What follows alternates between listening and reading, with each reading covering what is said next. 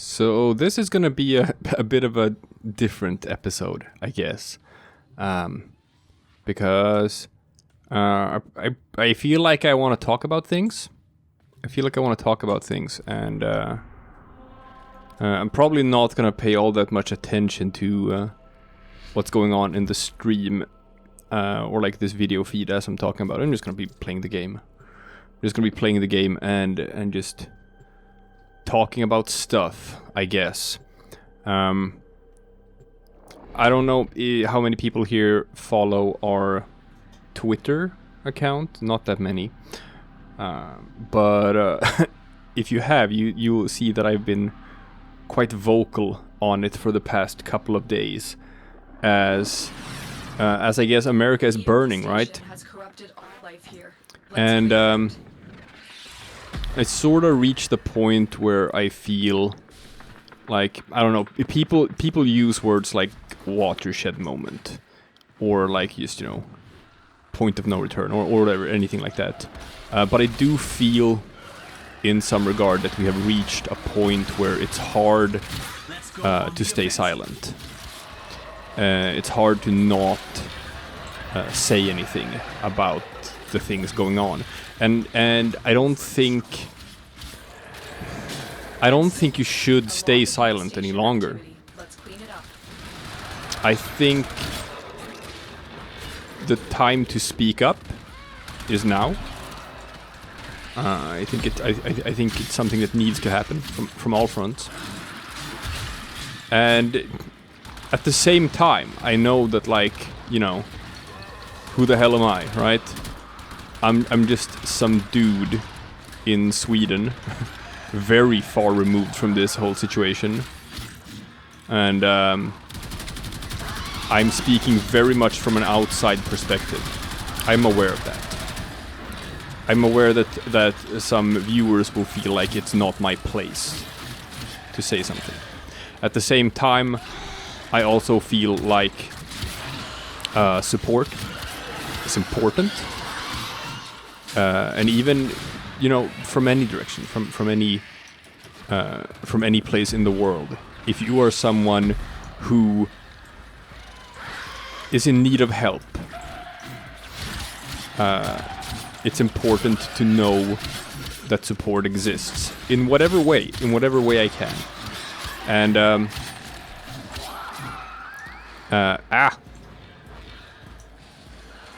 so I don't know, like, Again, I'm an outsider here.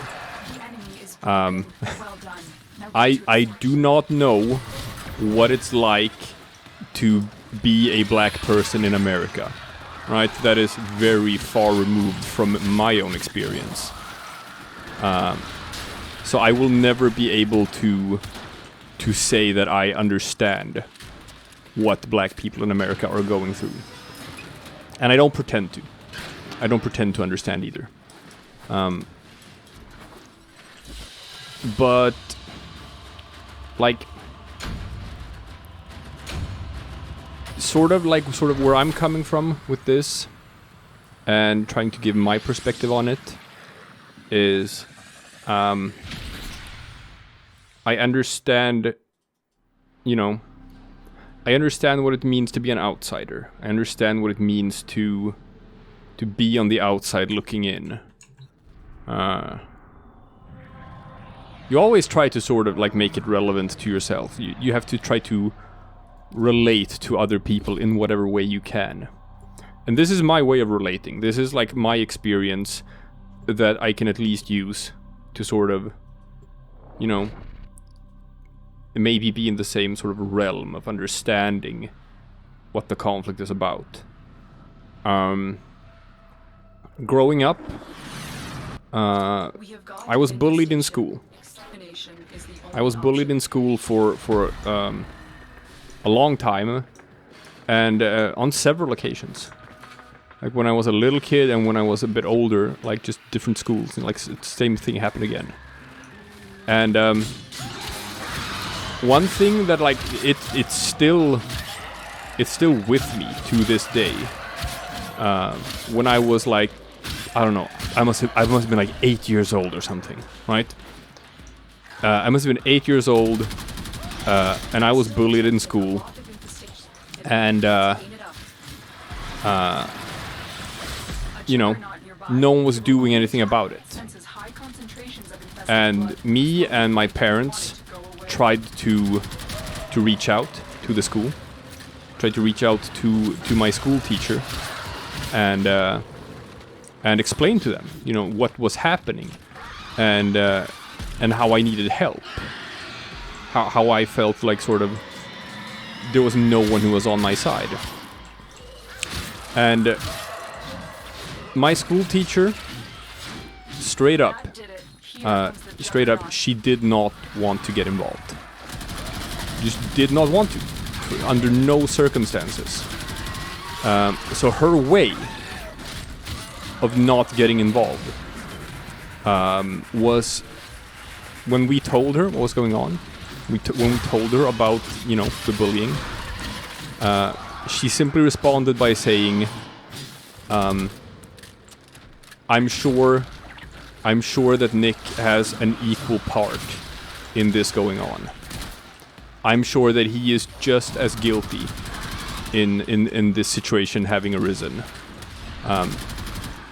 In effect, you know, oh, those, you're bullies. But they're people too, right? I'm sure they have their own problems. So, I can't be concerned with just you. And probably you might be understanding where I'm coming from with this. But it resonates with me very negatively when I hear people say the phrase, all lives matter. Because it takes me back to this. Like, I obviously, like, I understand that when people say it, at least in their heads, I understand that they think that they're coming from a point of positivity or inclusiveness or whatever. But that's not really true. It's not really true. And I'm not saying that you're lying to me when you're saying that. I'm not saying you're lying to other people when you're saying that. But you might be lying to yourself. Because when my school teacher said, I'm sure Nick is equally guilty in this happening. I'm sure that those other kids have their own problems. And I can't get involved. Let's make one thing very clear. And that is, she knew. She absolutely knew what was going on. She knew who was being bullied. She knew who the bullies were. She knew the dynamic. She knew what was happening. She knew that I wasn't capable of doing anything about it myself. She knew that I needed help. But she was a coward. And she didn't want to help me. For that reason. So the problem arises, right? Where everyone wants to view themselves as a good person. Everyone wants to view themselves as a moral person. So what happens then, if you know? What happens if it's very obvious what's going on, and you have to sort of rationalize, and you have to sort of explain why you're not doing anything. You have to explain, either to yourself or to the rest of the world, why you are choosing to stay out of it, and choosing to not intervene and not help those who need help. And still be able to call yourself a good person. And the way you do that is through moral equivalence. The way you do that is you have to somehow tell yourself that you don't know. You have to sort of tell yourself that you can't see what's going on. And you have to tell yourself that it's not a black and white issue. That is not at all apparent what's going on. Because if it was apparent what was going on, then you would be morally compelled to act. You wouldn't be able to stay on the sidelines. You'd have to do something. So that's what my school teacher did. In order for her to stay out of it and not help me when I very obviously needed help, was she had to tell herself that I was just as bad as the people who were bullying me. I had to be. I had to be. Because if I was not just as bad as the people who were bullying me, then she would have been a bad person for not helping me. Right? And, like, I will always resent her for this. Very obviously. And that stuck around with me. That stayed. It's a very powerful memory. It's a very formative memory. And what happened later in life, in a very, is in a completely different school, when I was older, I was once again the subject of abuse. Because hey, guess what? I was a fat kid. Right? That's a prime target for bullies. They love fat kids. You can just go ham on them. Whoa. Anyway. And obviously, as you can imagine, you know, it's always the same thing. No one's gonna get involved. No one's gonna stick their neck out for you. Because it's easier not to. No one wants to risk their spot. No one wants their own situation to get worse by helping someone else who's just, you know, an outsider anyway, right? Nothing to gain by helping me. A lot to lose, but nothing to gain. So they don't. What was different then, when I was older, was eventually, after enough time had passed, I reached the point where I was fed up with it. And when I took matters into my own hands. And I started fighting back against my bullies. And it's interesting. It's interesting, that sort of dynamic with how people behave, how people treat one another, depending on like your perceived power dynamics. Because when I didn't fight back, when I was just sitting there by myself, trying to figure stuff out by myself, and just asking for help, I didn't have a voice. No one was particularly interested in listening to what I had to say about this. Like, my voice did not matter. It wasn't interesting. But what happened when I started fighting back?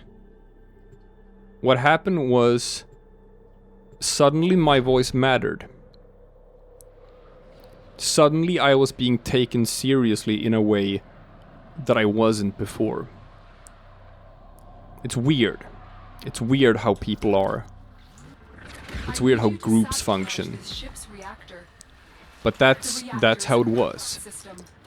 And I mean, I guess in a way it's it's funny to talk about it now, right? It's funny to talk about it now, where interesting tidbit.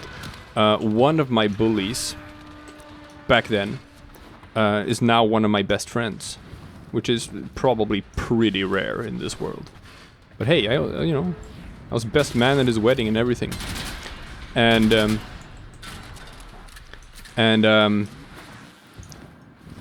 that might be sort of like important to remember in all of this, where like I have a point that I'm trying to reach here, and I'm trying to make it as coherent as I can. There was only one solution for my problems back then when I had them. And And that was channeling my anger. Oh, and I was carrying a lot of anger back then. Oh, you believe me, I was an angry kid. And I had to channel that anger into literally fighting. Just to get a voice. Just so that anyone would listen to me.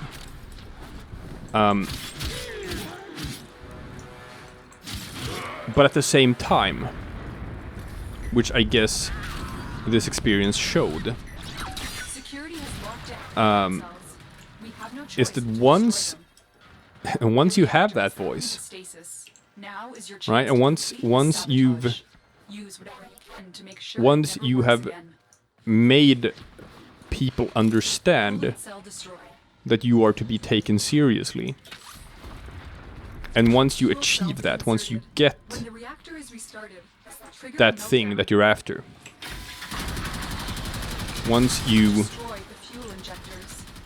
know, once you get what everyone else already has, after that's done,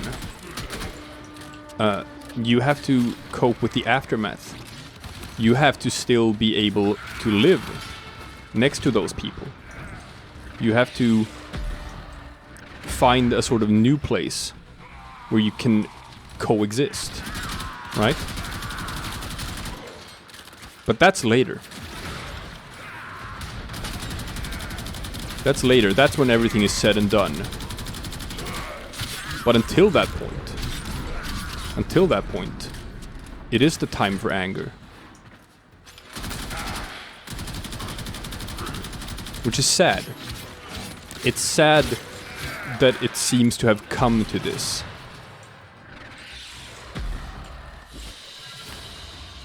But like I feel for the, I don't know, large parts of America today who are struggling, and as hell as cities are burning, right? And I just don't think that you can be on the sidelines anymore. I think we've reached that breaking point where everyone needs to speak up. I'm not saying like choose a side. And I obviously have to throw out the obligatory, yes, of course, property destruction is wrong. But I'm not gonna change the subject. Because that's not what this is about. It is about equal justice. Something that is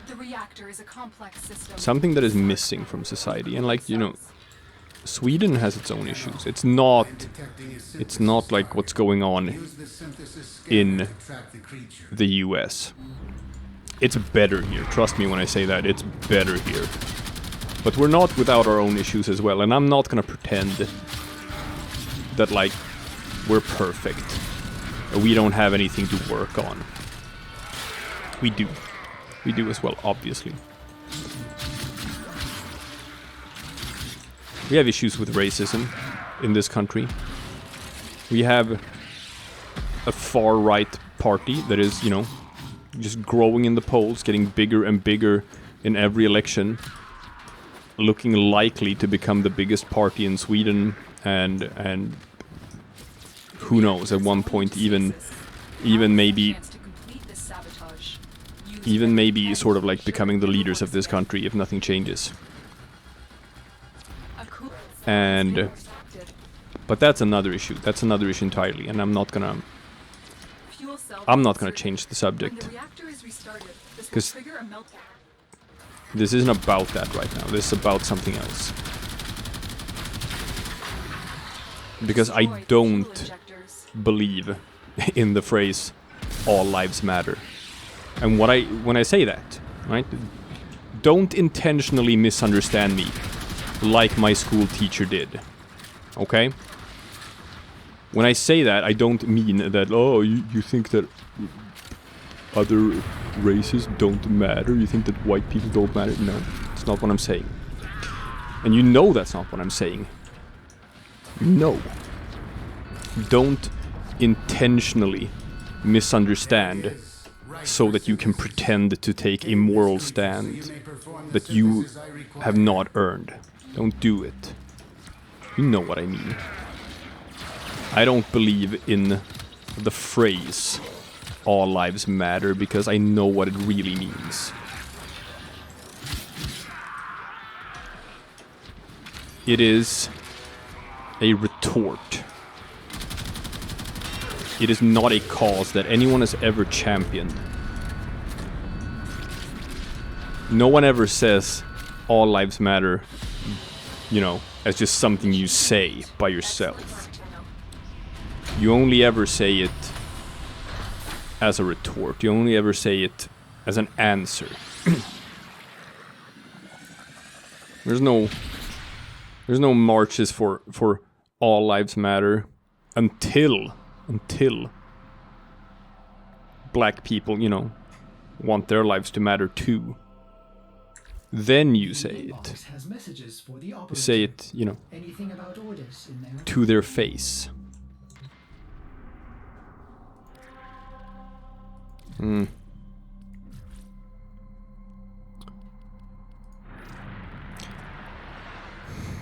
I'm very happy that Digital Extremes, the makers of Warframe, decided to take a stand on this. That they decided to, you know, on Twitter at least, publicly voice their support for the protests. And hoping for change in America. And so do I. And this shit eats me up because, like, first of all, I have to, you know, state that I know this is not actually a left versus right issue. I know that this shit went on in the Obama era, in the Clinton era, in the Bush era, in the Reagan era. I know that this shit has gone on since the 60s. It doesn't matter if it's a Republican president or a Democratic president or Democrat. It's been the same. But I feel saddened because, like, I come from, you know, I come from a fairly right-wing place, and I've been pretty open about that. I'm a pretty right-leaning person as it is. And it's been harder and harder every day to sort of reconcile that stance with reality. And what I mean by that is I grew up with ideas of, you know, morality. And I'm not talking about conservatism. I'm not talking about Christian morality. I'm talking about, you know, capitalism as a moral idea. Call me crazy. Yeah, I know. The idea was that, you know, capitalism and right-wing politics and that method of governance is right because it's what is best for everyone. That was my belief. It still is my belief. I still believe that like this is what everyone will gain the most from, which is why it's right. But apparently I didn't get the message.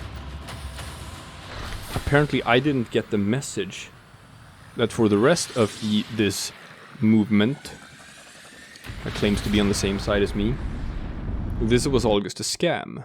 It's not about that. It's not about morality. It's just about, you know, lining your own pockets. And I sort of have to come to terms with the fact that the people who I thought were my side, they're not actually on my side. They're not on my side at all. They're on their own side. And what they represent is not me. What they represent is nothing that I want to be associated with in any way. Because, you know, I'm gonna throw this one out here, okay? I am not a fan of Donald Trump.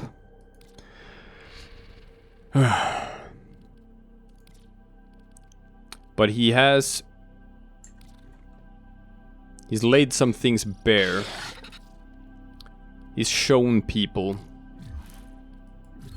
And I hope more people on the right wing see this.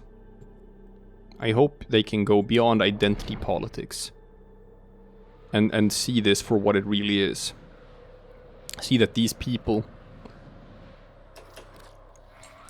they only serve themselves. The VIP that we're hunting is here. And take them out. Any y'all see the feeds light up? It's going down, kid. they want my support, This place is called claiming that, you know, ooh, Unfortunately, we're the same, you and me, and whatever. Make your way But deeper into the base. they just want to use me, and they just want to use you as well. Because Donald Trump, you know this, he doesn't believe in anything. He doesn't believe in anything but just lining his own pockets. That's the only thing he believes in. You know that. Don't tell me you don't. Hell, he wasn't even a Republican before he ran for president. He was a Democrat for most of his life. But, you know, that doesn't matter. That doesn't matter, and that's not what this video is about. But I do want people to sort of understand that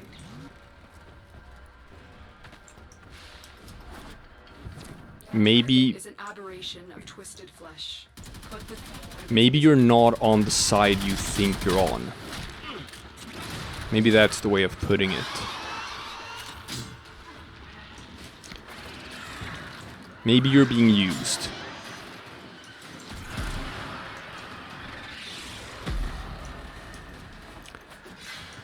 There's a lot of scattered thoughts here. Not gonna lie about that. But it's hard, man. It's hard because it's just so much to take in. There's been so much going on that you can't even keep track of everything anymore. There's a new thing to be outraged about every single goddamn day.